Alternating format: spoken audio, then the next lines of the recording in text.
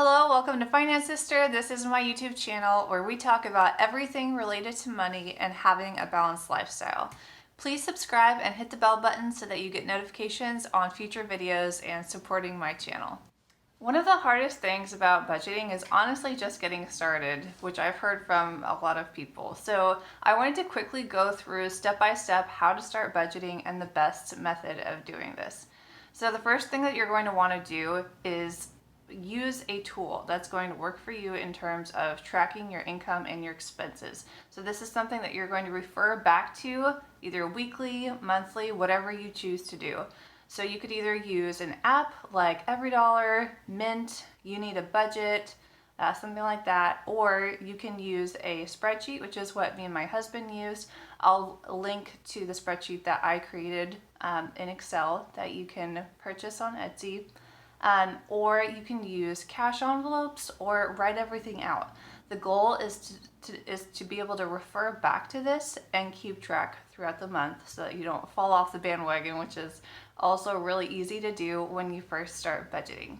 If you're just starting out, I would highly recommend using cash envelopes. So that means that you're pulling out cash and you're not using debit cards or credit cards for the first month or two or three that you start budgeting. And what this does is that when you are out of cash for whatever category you're budgeting for, that's groceries, shopping, gas, whatever it may be, then you know that your money is gone and it's not like you have to refer back to a budget. You just know that when the cash is gone, you're out of money and you can't spend anymore. So you have to get creative with finding other ways to make it through while still staying within budget.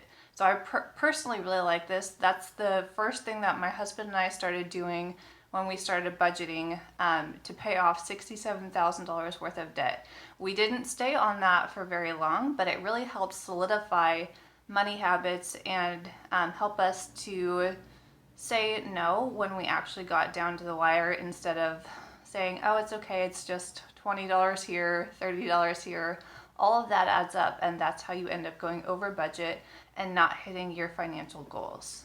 Step 2 is to write out what you actually have in checking, savings, and any non-retirement fund accounts. So non-retirement would mean that you wouldn't have a penalty associated with pulling it out, like a 401k, Roth IRA, things like that. You may have a penalty for your tax bracket and an early withdrawal penalty. So you don't want to be taking anything out of that. So list out what you have in your checking and savings. Once you know what you're starting with in terms of income and current cash on hand, you need to list out all and any debts that you have on hand, smallest to largest. So that's all credit cards, that's car loans, that's student loans, everything except your mortgage. If you're not quite sure exactly all the debts that you have right now and what their balances are, you can also pull a credit report one time per year for free. And that will give you a list of all the creditors that you owe money to so that you can use that for your budget and make sure that you're staying up to date on all of your bills and you're able to knock out all of that debt as quickly as possible. Before we get to the fun part of actually allocating how much you're going to be spending in each category, you need to decide your why. Why are you doing this? Why are you starting a budget? Why are you going to stick to it? What's the motive behind doing a budget so that you can reach a financial goal? Whether that's paying off student loans so that you can have more freedom in your life, if that's putting your kids through college, if that's getting through college without a debt, whatever it may be, that's what you need to write out and make sure that you're keeping in mind throughout the first couple months of starting to budget, because that's when you're most likely to not follow through and go back into old habits. Okay, so step number 5 is the fun part. So you use whatever budgeting tool you chose in step number 1 to allocate all of your income towards your expenses, savings, and debt.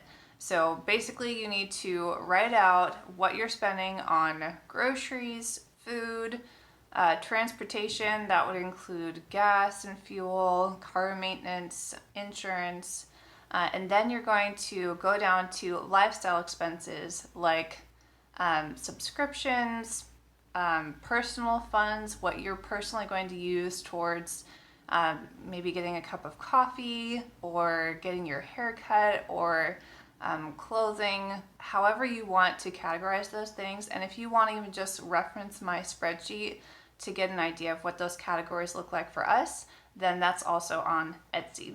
Once you've put things in your budget that are actually necessary expenses, so that's not necessarily including your personal fund and subscriptions, things like that, anything that's left over, you're going to be able to throw at debt or start your $1,000 emergency fund.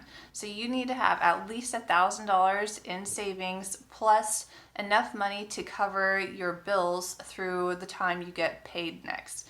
So for most people, that's probably going to be around $2,000, maybe $3,000, depending on your expenses, that you should have in your checking account, but you're not touching $1,000 of that. So the goal is that you're always keeping $1,000, but nothing more, so that you have as much as possible to throw at your debt, which you're going to do smallest to largest. So the psychology of it is that you're able to do quick wins so that it will motivate you and keep you inspired to actually pay off all of that debt, whatever that number is. But seeing the quick wins will help you stay motivated to keep doing that. If you don't have any debt, then move on to saving an emergency fund of 3 to 6 months of expenses. So when you went through and put money towards what you actually needed for necessary expenses, so that's your rent or mortgage, that's gas and fuel, car maintenance, groceries, any kind of eating out, whatever that looks like for you, and then other life insurance, things like that. Those are your absolute necessary expenses that you need to have 3 to 6 months saved for in case of an emergency, whether that's medical, that's someone got laid off, lost a job, etc. So you want to have that money in savings. Then once you've hit that goal, you can move on to saving at least or investing 15% of your income. That's something that maybe you're going to work up to. It's not a number that you have to hit right away. And once you've started investing 15%, at the same time, you can start saving for kids' college if that applies. This is where you would also start saving for vacations, enjoying your money, since that's also a big part of what you should do with your money, is also enjoy it and not just saving or paying off debt, things like that. If you're someone who's already been able to create a budget and you're just having a hard time sticking to it, then watch the next video and I'll link it below on tips on how to stick to a budget.